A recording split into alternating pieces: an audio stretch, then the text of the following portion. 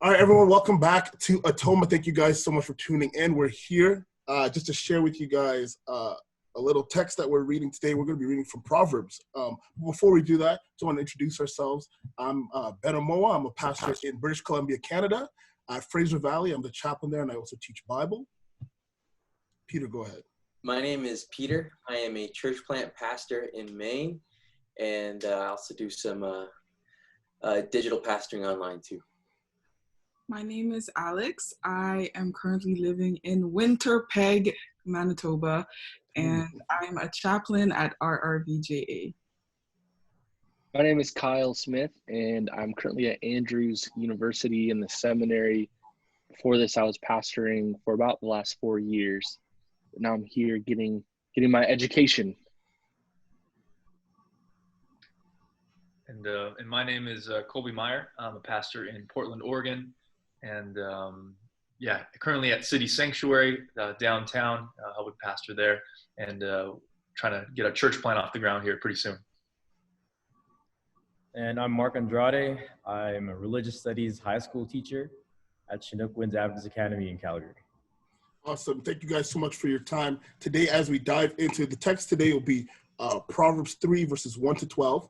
And we're going to jump into the Old Testament this time. And we hope that as you guys are tuning into Atoma, that you guys also pull out your Bibles on your phone, the physical copy, and you study the word with us, read through it with us, and write down what you're thinking, think about it, reflect it with the people that you're sitting with, and just hope that you guys get connected to God through this time. Let's just pray, and we'll get into it. Heavenly Father, just like to thank you again for this time that we have just to study your word.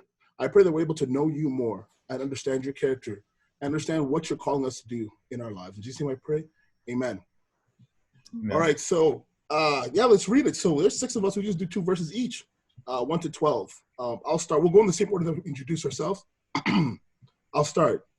It says, and I'm reading from ESV, Proverbs 3, verses 1 to 12. It says, "My son, do not forget my teaching, but let your heart keep my commandments.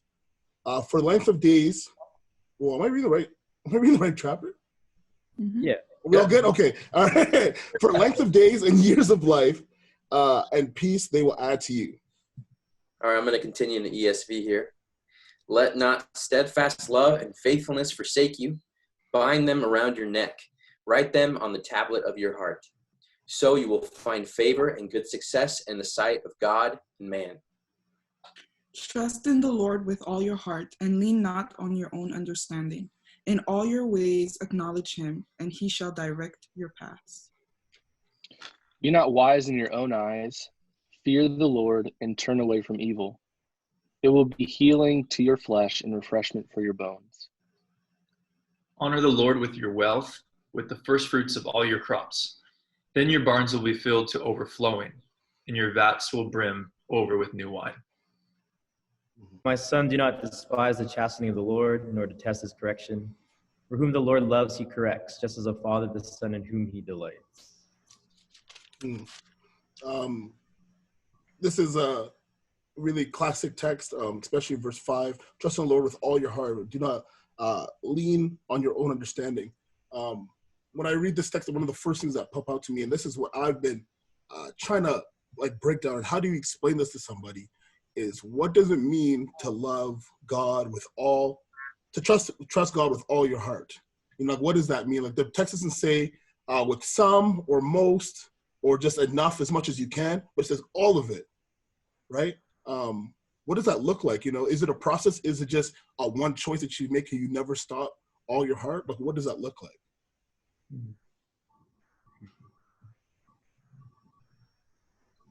When I look at the text, there's kind of 4 commands that you're given in it. So there's 4 commands, and if you keep these 4 commands, then 4 things will happen to you. And so as I was kind of studying it and looking it over, you kind of notice that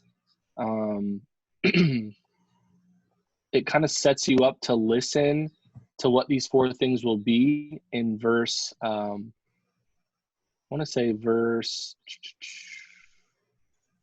4. It says, "So you will find favor and good success in the sight of God and man." So how do you find favor and good success really for your life? And you have these 4 principles. And What do you guys see the 4 principles? Mm-hmm.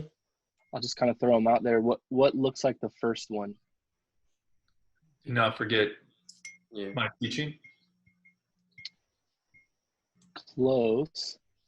They come after the sentence. I think trust, the verse 5. Yeah. Trust in the Lord with all of your heart. And that goes back to what you were saying, Ben.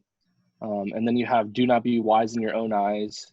And then you have honor the Lord with all of your wealth in verse 9. And then verse 11 is the 4th one. My son, do not despise the Lord's discipline. So there's kind of these four principles that come after that sentence in verse 4. And there's a blessing with each one of them. And I just thought that was really cool, really direct.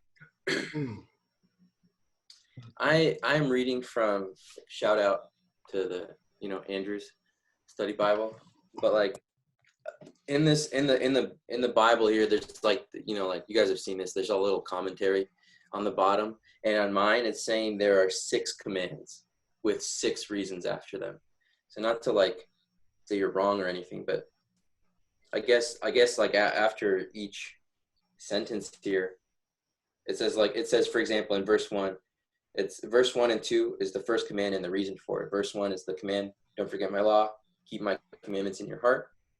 And then 2, why should you do that? Because you're going to live longer and you're going to have more peace in those days that you're living longer. And I think that repeats. So verse 1 and 2 is the first command. The second command is first command is verse 1. Second command is verse 3. Third is verse 5. Fourth is verse 7. Fifth is verse 9. I feel like I'm just plagiarizing here at this point. Like I'm just copying what someone else has said.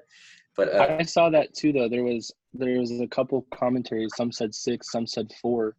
Yeah. And I think that it really boils down to where, like, what you're trying to learn from the text. Because what you see from Proverbs 3 is that it's like, as one of the commentators said, you could write a whole book on just the first 12 chapters. Or verses, I'm sorry, first 12 verses. I thought something interesting that popped out to me was, some of you probably heard of it, like, the prosperity gospel, the health, wealth, gospel. And that really, came out of the text to me when I was reading it, because verse 2, when you do these things, when you don't forget God's teaching, when you keep his commands in your heart, it says, it will bring you prosperity. For these will prolong your life in many years and bring you prosperity. And I thought, man, like, isn't that like a perfect representation? A lot of prosperity gospel advocates probably go to this text to prove that.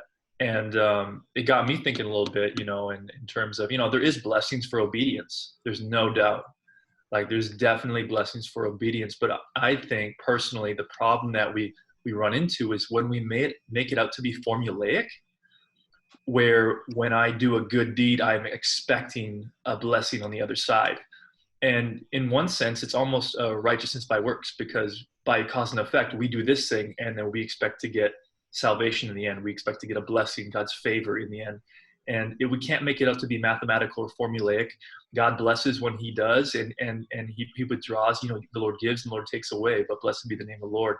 I just thought that was a really interesting note in the text. Mm-hmm.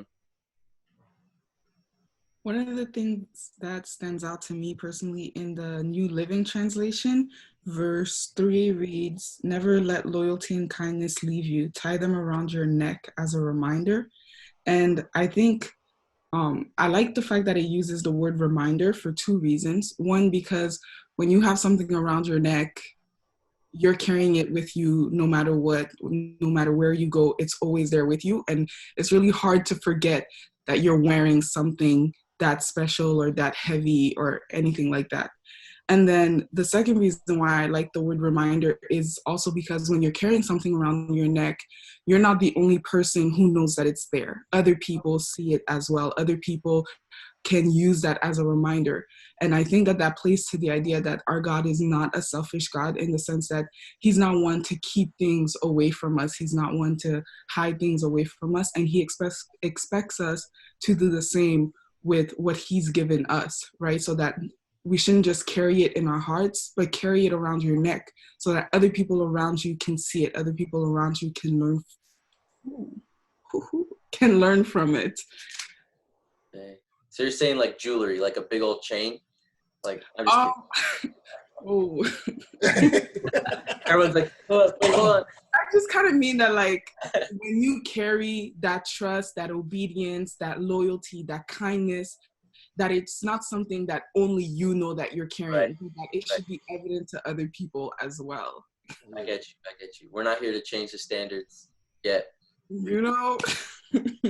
One of the commentaries I was reading said that that could allude to, like, I think it's called like a talisman, like when you wear like a good luck charm around your neck. And it was saying that the people who this was written to, they would have understood that because it was a common practice at the time. And I just thought that was interesting that God always meets us where we are, even though we know that a lot of the Bible talks against good luck charms or talismans or idols per se.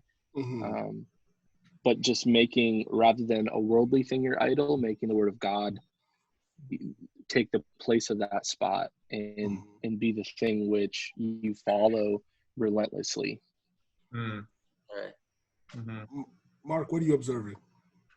Yeah, I was waiting for I'm I'm learning a lot here, but just from like I think a more, maybe it's a general perspective. Maybe it's the fact that, I grew up kind of like, I'm Catholic and I got Filipino parents, but it's like, it's kind of nice to see that that God has like these 6 or 4 commands or whatever, and then he provides like, I guess like very natural consequence or almost like rationale behind each command, like that we are serving God, like Isaiah 115, like let's come reason together, or like how David says, like, God, you do not delight in like sacrifice, but rather in a contrite or broken heart. Like it's like a heart matter, and like God is willing to provide a rationale behind every command he gives us. And that's like, I don't know, to me that's just so refreshing.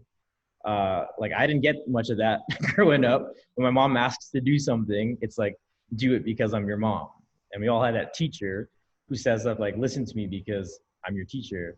But rather, like, God here is providing, like, logical rationale behind what he asks us to do. And that's what I love. I always love that about this. Like, he is about to explain why he asks us to do. I have a question, actually. I don't know, you guys got me thinking a little bit about it.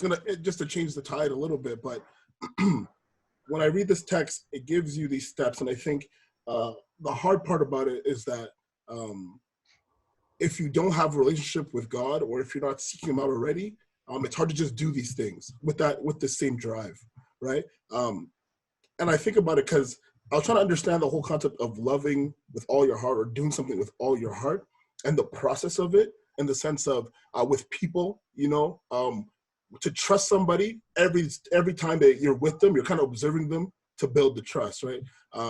Every opportunity you get, you're observing them to build trust with somebody, whether they come to an event on time. You're like, okay, well, now I know I can trust them to be on time.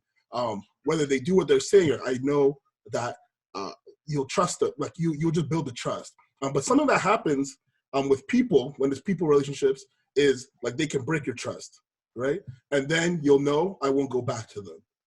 But then we face this complex, I find, or this situation with humans and God, where we feel like we don't trust God, but I don't necessarily know how what God does to break our trust, that we don't trust him anymore, And so how does one end up to build themselves to trust God with all their heart when they've lost trust in him already? The hard one. That's a good question. Who's gonna hit that one? I mean, I feel like there's a little more digging to do in the thinking of that relationship, because like if we read those 12 verses, you see my son repeated. So it's like it is a child to a parent relationship. And like something I like to do when I read the Bible is to humanize it. Think about like my own experience in life, and like thinking about like my relationship with my dad. Like I have a good relationship with my dad, and I think I'm very fortunate for that. I could trust him. And that's like, I expected there to be like, if I was hungry, my dad would give me food. Same thing with my mom. If I was hungry, my mom would feed me. And in that relationship, you learn to trust them. If you were a child that had parents that never did anything for you, would you trust them with something? It's a difficult thing to grow up that way without that trust. So if I were reading this from the lens of someone who had two parents that I could not trust, I wouldn't really understand this. This would be difficult for me to swallow. And so I think that with God, we need to make that separate thing, because that relationship is special. It's like a parent to a child, and that's probably the closest way we can think about it, frame it in our minds as humans. So I think that's something important to take into account. So it's not really an answer that I'm giving, just a little more maybe insight or context to what that relationship should look like ideally. Yeah, and I think Peter, I think you hit a good point, because that father and son relationship, I mean, he always portrayed. I mean, Jesus in the New Testament, he says, unless you become like little children, right? You know what I mean? Like, unless you become like one of these. And the idea is just so willing, so vulnerable, so compelled to trust. So, just like so dependent upon the mother, upon the father relationship. And you never see our relationship with God defined as, we are the parent, God is the son or the child. You don't see that. It's always, my Father, art in heaven, hallowed be thy name. It's this dependence. It's this, to call God our Father, what that entails, the trust, just the, that he governs the universe, that he holds the universe in the palm of his hand, that he knows the beginning from the end. He ultimately knows the best for our lives. And we can just rely and depend on that father-son relationship with him. Yeah. I think one of the things that comes to my mind when we're talking about trusting God is I think sometimes we need to wait a little bit longer. And the reason I say that is because a lot of the times we come to a situation and assume that it's the end of it, if that makes sense. So just to give a little context, this past summer I had interviewed somewhere and I was not given the job. And as a consequence, I wouldn't really say as a consequence, but as a turn of events, I found out I was going to be heading to seminary in January and having to leave my church. And that's kind of how I ended up here. And in that moment, I felt like God was kind of forsaking me, and I felt really confused. And I felt called to interview there. It didn't work out, but now I'm getting sent away from my current place and I have to go to seminary, and I didn't want to go to seminary. And it was really easy to lose trust in God in that moment. But now it's toward the end of March, and I'm looking back at that situation and I'm saying, man, like, I'm in the perfect place for me right now. Like, this is exactly where I need to be. And I think I bring that story up because a lot of the times I feel like we lose faith and trust in God a little too soon, and he's not done yet. And I know for a fact that he's still kind of working me through this situation that I'm in, and softening my heart to seminary and softening my heart to this new season of life. But I guess when I think of losing trust in God, a lot of the times when I lose trust in him, it's because I get fed up and I get caught up in my situation. And I think that's one of the reasons why in verse 5, it doesn't just say trust in the Lord with all of your heart, but it also says, and lean not on your own understanding.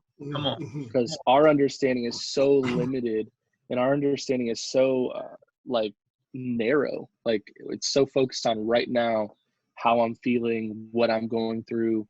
And I think the call of Jesus is to always say, come a little bit further with me, walk a little bit more, lean a little bit, stronger, and continue to go out, going back to last week, continue to walk on the water with me, get out of the boat, keep going. So that's kind of my take on trusting God in this moment. Come on, Kyle. Preach that, baby.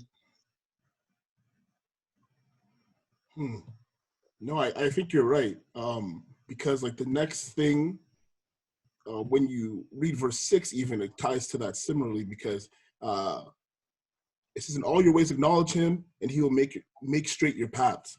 And I think sometimes we think, though, straight paths are easy paths or clear paths, right? But just because a path is straight doesn't mean there's nothing you won't trip over or struggle with, you know? And I think it's the same thing for trusting God. Are we willing to not lean on our own understanding? Are we able to trust him with all our heart? And so that when things don't, like, I think that's the only way we can actually have God doesn't break our trust. We just are too impatient, or we try to lean on our own understanding, and then we can't trust God. But it's not like God can do anything to break our trust, you know? Like, but it's just like, it's hard because so much we say, like, I don't trust God anymore. But it's like, what is that based off of? Mm-hmm. Mm-hmm. I think it's also important to mention the fact that, like, the society that we live in, from the time that we're very young, we are taught to do things independently. Like, I take, for example, when you're a student in elementary school or in high school, your teachers want to teach you how to find the answer to the problem using a formula on your own. Like, they want you to get to a point where you can solve any equation, where you can read a text and understand it on your own. Even with our parents, like, our parents try to teach us so that we can go out into the world and live independently. So we live in a society that's very independence rooted, you know, even looking at capitalism, like teaching you that you can go out into the world and make money, be an entrepreneur, make money so that you can benefit this world or this society independently, that you don't have to rely on anyone or anybody for anything because you can do things independently. Yeah. And it's easier to learn this independence idea because we see it, we hear it, we touch it every single day. Yeah. Whereas God is not physically there with us. We don't physically see him or touch him every single day like we do this idea of independence in our society.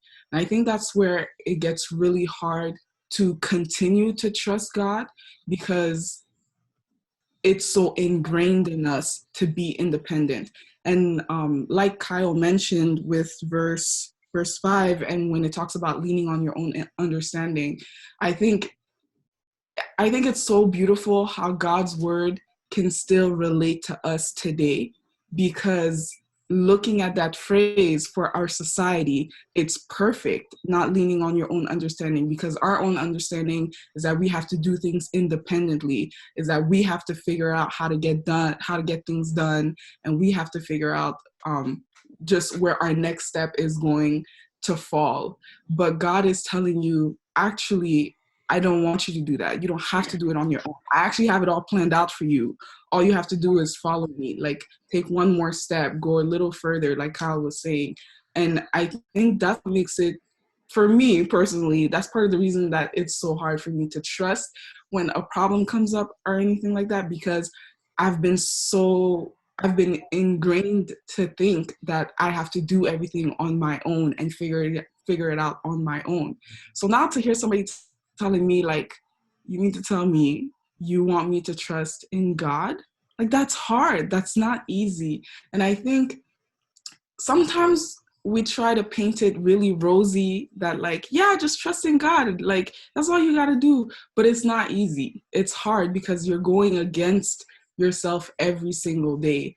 And the only way you can trust in God fully with all your heart and not lean on your understanding is adamant, like, pray about it. You have to pray about it, because if you think that you're just going to wake up one day and all of a sudden, like, oh man, I can trust God, it's not going to work like that. It's not an overnight process. It's something that you have to choose to work on every single day. The same way that you chose to work on being independent is the same way that you have to work at being dependent on God. It says, like, in all your ways, right? In all your ways, acknowledge him.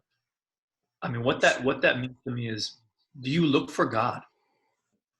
Like, do you look for him in your circumstance? Like, do you look for his activity? Do you look for his hand? you know? And I think so often we go through life, running through life in a hurry, in a panic, and we don't stop to look and see, how is God moving in my circumstance? What is God trying to do in my life? Yeah. What is he trying to create in me? What kind of response is he trying to give me? How am I to look for his hand? And I think the biggest thing, I think what faith does for us is faith will give us a new eye to spot the unseen hand of God in our lives and in our circumstances. Yeah. We come from a perspective of skepticism. With the lens of faith, we often see how God is moving, how God is working. And so I just want to encourage somebody out there today. How are you looking for God's activity in your life? What is he trying to do in you? What is he trying to do in the lives of your family? What is God trying to do in your heart right now? You know, start to look away from the storm and start to look at the Savior. Look at what God is trying to do. I see a lot of parallels. Colby, that was really real, and it's reminding me of all these parallels I'm seeing in. You have Proverbs 3, but then if you go to like Isaiah 26, I've been studying the book of Isaiah, and you have verse 1 in Proverbs 3, and it says, "My son, do not forget my teaching, but let your heart keep my commandments." So there's this idea of not forgetting. And then if you go to Isaiah 26, verse 3, it says, "You keep him in perfect peace, whose mind is stayed on you." And there's this idea of like, what are you beholding? What are you meditating on? What is the thing that your heart is really focusing on right now? And then if you go down to verse 6 of Proverbs 3, "In all your ways acknowledge him, and he will make your path straight." One of my favorite verses has become Isaiah 26, verse 7. And it says, "The path of the righteous is level. You make level the way of the righteous." And those parallels are coming out to me, and it's just crazy because you see these promises being repeated over and over again in the Bible, that what you focus and meditate on determines really how your path ends up. And I think it's because you're only able to reflect on your journey and see the hand of God when you're looking for God in it.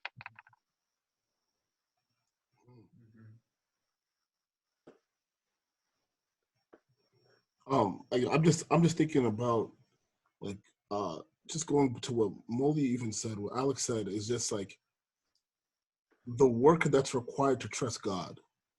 And I think that was never his goal for us to have to work that hard to trust him. But because of sin, because of our nature, etc., it's hard work. It's hard work to trust people in our relationships that we have with other humans. But it's a necessary work, and it's an important work.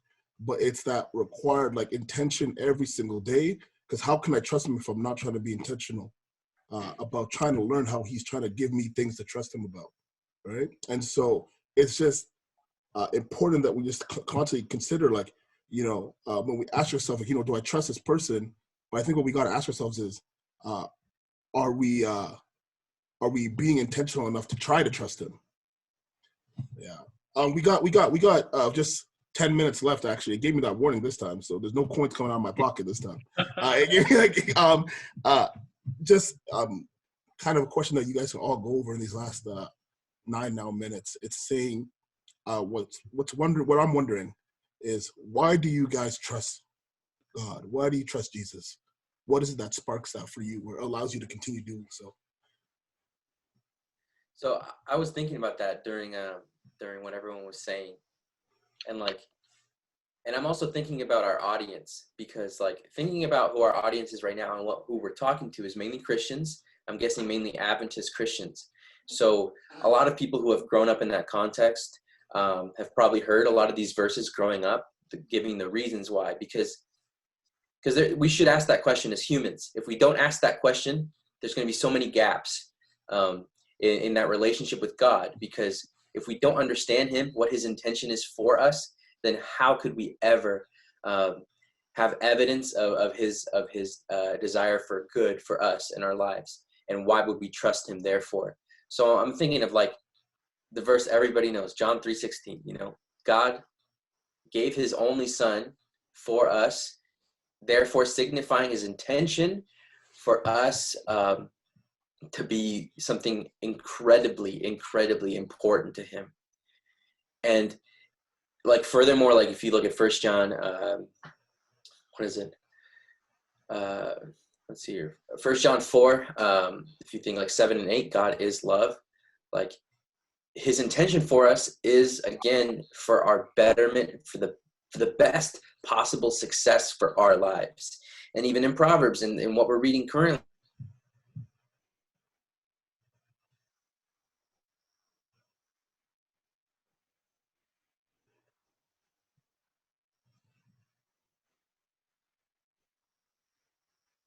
Yeah, I think Peter cut out. Yeah, I can't hear him. Oh, no. for real? Yo, You what? cut out, Oh, man. man. You're It back. came back when you said for real, though. All right. The devil don't want us to hear it. I'm sorry. Where did Run it it cut back. out? Run it back. Oh, snap. Run it back. All right, I don't know where I'm running back from. Let me just like boil it down to the main point then. Like this parent in Proverbs and in John and in First John, like this parent is giving us tips and guidelines on how we can be successful. And this parent desires this for us. So once you begin that relationship with Jesus, once you begin reading about him, praying to him, and seeing the evidence of his work in your own life, you're going to begin to trust him. But this is a building of a relationship thing. This is something that happens little by little, not all in one shot. This is something that you also have to work on from your side. Mm-hmm. So that's something super important. Let's thanks. Let's hear from two more people. Marc including that. You know I have to call you out. Marc including that, and then Marc and someone else just to close out for us. All right, I'll try to do this quick. When I read verse 6 of "and always acknowledge him, and he shall direct our paths," I go to Proverbs, I think 69, where it's like man plans their course, but God establishes their steps. The way I learned to trust in God, it's like I think like in his command, there's like a lot of autonomy in it. It's our choice. Like he gives us that freedom of choice. And like, man, like there's so many people who like just kind of sit and wait, like, God, what do you want me to do? As if he's going to kind of tell us what to do directly. But I think that kind of like shares in that chapter 16, verse 9.